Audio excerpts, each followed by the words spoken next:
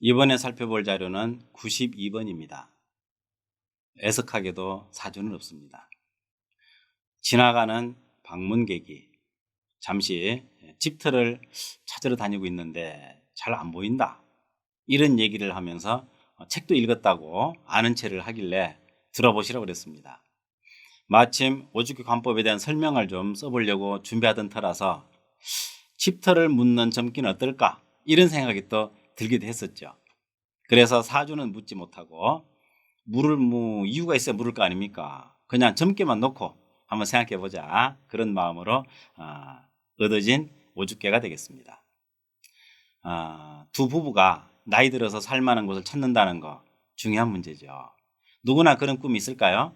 복잡한 생활에서 나이 들면 전원에 가서 정말 자연과 더불어 편안하게 살고 싶다, 그런 꿈이 이루어졌으면 좋겠는데 점괘에서 그런 조짐이 보이는지 살펴보도록 하겠습니다.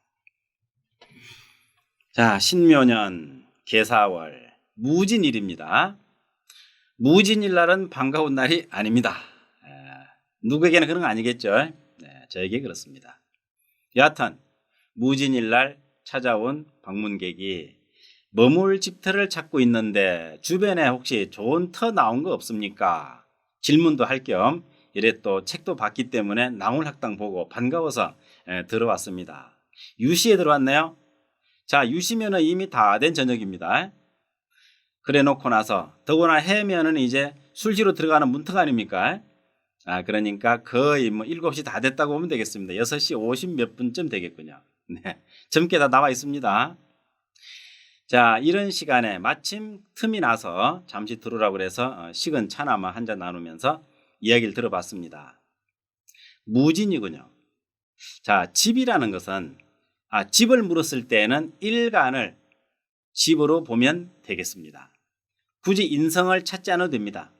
그런데 만약에 꼭 인성이 그 사람의 집으로 보였다면 이때는 인성을 집으로 보시면 됩니다. 그렇지 않을 경우는 일간을 놓고 봅니다. 땅을 보는 기준이라고 할 수도 있겠습니다. 집터의 조건이 뭘까요? 집터. 여러 가지 조건이 있겠죠. 풍수지리적으로 또는 주변 환경적으로. 가령 축사 있으면 안 되겠죠. 돼지우리. 축사는 뭘 해야 된다? 소음, 요인이 없어야 된다. 공장, 그러니까 없어야 된다. 그렇죠. 폐수 같은 게 나오니까. 이런 거 살펴봐야 된다. 많습니다. 여러 가지. 그러나 풍수지리상 제일 큰 문제는 습기가 됩니다.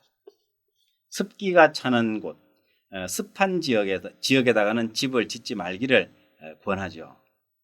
가끔 지나다 보면 논 가운데 흙으로서 메꾸고 집을 지은 경우를 들어볼 수 있습니다. 아마도 논 한 마지게 사가지고 거기다가 집을 지었나 싶긴 합니다만은 사실은 풍수적으로 풍수를 잘 모른다 하더라도 집은 그래 벌판에 뜰렁 한 채 지어놓는 것은 왠지 좀 아름다워 보이는 풍경은 아닌 것 같습니다. 요즘 가끔 이제 심심치 않게 용오름, 토네이도인가요? 이런 것이 자꾸 생기기도 하는데 벌판에 있다가 휘말릴지도 모르겠습니다. 일기도 자꾸 변하는 터라. 여하튼 지금 이 점괘에서는 열기가 부족한 걸로 보겠습니다. 사화가 있는데 이 사화가 계수한데 극을 받고 있는 형태입니다. 특히 앉은 자리가 습합니다. 지는 습토, 어쩔 수 없죠. 습토다. 무술이라면 또 문제는 달라집니다만은 무진일 때 좀 습하구나, 이렇게 살피고 있는데 부인께서 천간지지는 읽어보신 듯한 부인께서 좀 전에 터 하나를 보고 왔습니다, 그래요. 그 터는 어떨까라는 질문이 그 속에 녹아 있었습니다. 그래서 말씀드렸죠. 주변이 낮습니다. 터가 낮은 거죠. 그러니까 낮은 지대고 습기가 많아 보입니다. 이렇게 조언을 했습니다. 그랬더니 꼭 그렇다는 거예요. 물론 제가 드린 말씀에 장단을 치느라고 그런지는 모르겠지만 표정 보니까 맞아라는 느낌이 확 들어왔습니다. 좀 신기하지 않나요? 이런 분위기 툭 던졌는데 반응이 쫙 왔습니다. 이렇게 해석하면 되겠구나. 그 와중에 저는 또 우리 독자들께 전해줄 거리를 하나 찾았구나. 이런 또 즐거움을 느끼게 됩니다. 아, 안 되겠구나. 나무도 하나 없네, 주변에? 그죠? 나무 하나 없으니 곽선생 버전입니다. 나무도 하나도 없고, 이거 뭐 이렇게 꿉꿉하고, 안반 같은 것도 옆에 보이고, 바위일까요? 네, 이런 것도 보이고, 뭔가 좀 정리되지 않은 그런 느낌입니다. 그래서 지금 보신 터는, 현재니까 이제 그 보고 오신 터는 습하겠습니다. 별로 좋지 않겠습니다. 수맥이 지나갈지도 몰라요. 이런 얘기를 했을 때 상당히 공감하는 듯한 표정을 지었습니다. 그래서 논을 메꿔서 지은 집보다는 밭을 깎고 지은 집이 좋겠습니다. 일반적으로 물론 이제 지맥 수맥은 엘로드로 찾으면 되겠지만 또 분주는 어때요?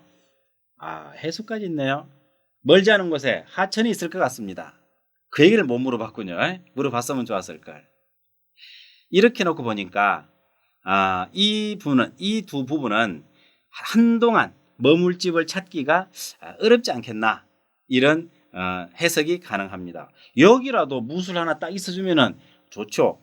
기미도 괜찮죠? 무술 아니라 기미라도. 집터를 찾는 데에는 토가 용신이다. 어때요?